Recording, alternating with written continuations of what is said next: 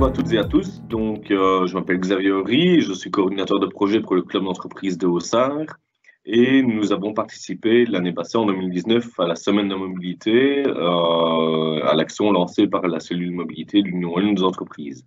Pourquoi est-ce que nous y avons participé? On a la volonté d'améliorer la mobilité dans le parc d'activité économique de Haussart. C'est un projet qu'on avait au départ. Dans ce but-là, j'ai suivi la formation de Mobility Manager donnée justement par la cellule mobilité de l'Union wallonne des entreprises, formation que je recommande absolument. Et nous avons vu l'appel de la cellule mobilité à participer à cette semaine, donc à cette action spéciale. On s'est un peu creusé la tête, savoir ce qu'on pourrait faire. Et l'idée, en fait, on s'est dit qu'on allait prendre une idée pas trop compliquée.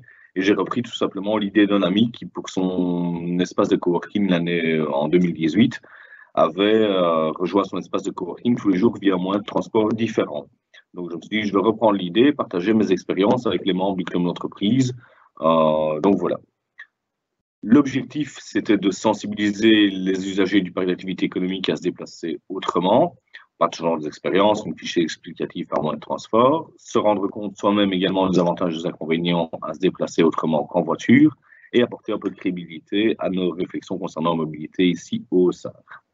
Donc voilà.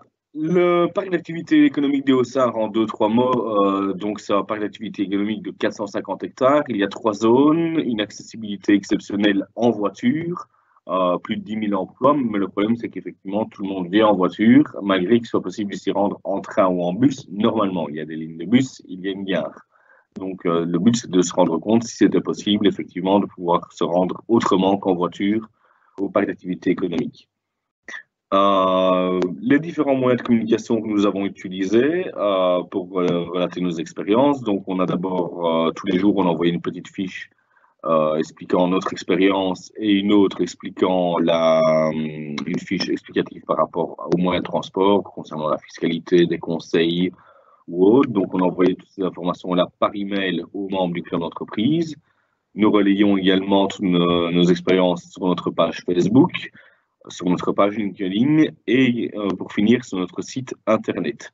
Tout ça, bien entendu, en mentionnant à chaque fois la cellule mobilité de nos entreprises. C'était une des consignes qui était demandée pour qu'ils puissent voir les différentes actions que nous menions pendant toute cette semaine.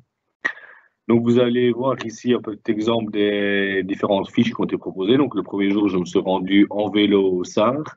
Ça m'a pris une demi-heure. Donc, voilà, j'ai partagé mon expérience. Une petite fiche explicative par rapport à la fiscalité pour les vélos en entreprise, et quelques avantages. Et c'est ce que j'ai fait tout au long de la semaine par rapport aux différents modes de transport. Donc, le deuxième jour, je me suis rendu en train. Je vous laisserai découvrir les fiches par après si vous voulez, ou vous pouvez les retrouver sur notre site internet. Donc, se rendre la petite fiche explicative, le principe du tiers payant pour la SNCB. Le troisième jour, je me suis rendu en bus au Haussart. Je parlais de l'offre business, par exemple, pour les entreprises. Le quatrième jour, je me suis rendu en voiture. C'est un moyen de transport aussi comme un autre, qui n'est pas encore banni. Et le dernier jour, je n'ai pas été au travail, mais j'ai fait du télétravail. C'est toujours le moyen le plus facile pour ne pas se déplacer, ne pas perdre de temps. Donc, c'est le télétravail. Et j'ai partagé également mes expériences, une petite fiche explicative par rapport au télétravail. Par rapport à tout ça, donc, j'ai envoyé à la fin de la semaine une petite conclusion reprenant les différents temps de trajet, les avantages et les inconvénients de se rendre en voiture, en train, en bus, en vélo ou faire du télétravail. Et on a eu des retours très très positifs. Donc, je relatais ces expériences-là à nos membres. J'ai fait une petite compilation ici sur les deux slides des quelques retours que nous avions des membres de l'entreprise. Vous pouvez les découvrir à votre aise.